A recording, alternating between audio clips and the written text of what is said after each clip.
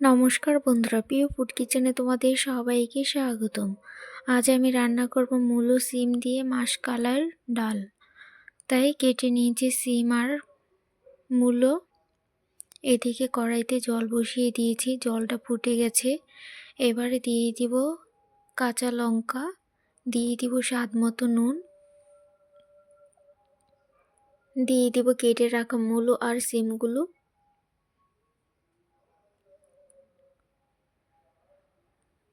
এবার এগুলো ঢেকে সেদ্ধ করে নিব।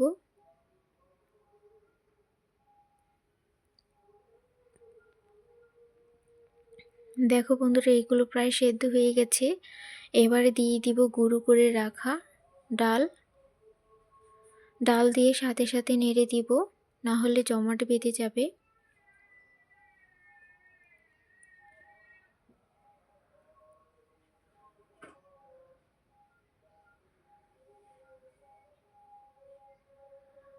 ডালটা ঘন হয়ে গেছে। এবারে দিয়ে দিব গরম জল।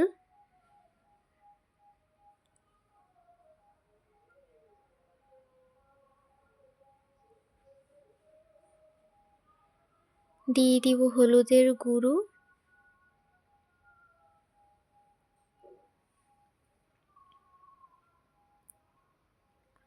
এবার ডালটা ভালো করে সেদ্ধ করে নিব।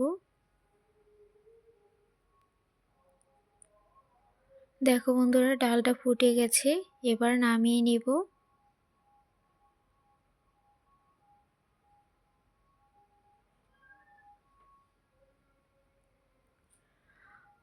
কড়াইটা ধুয়ে আবার বসিয়ে দিয়েছি। এবারে দিয়ে দিব অল্প করে তেল, দিয়ে দিব শুকনো লঙ্কা, তেজপাতা আর দিয়ে দিব 5 ফোড়ন।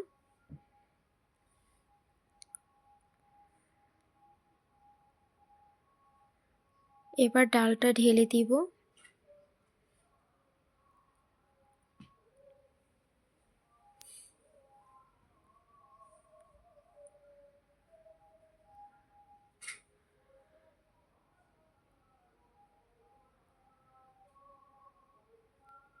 এবারে দিয়ে দিচ্ছি ধনেপাতা কুচি আর দিয়ে দিব অল্প করে চিনি।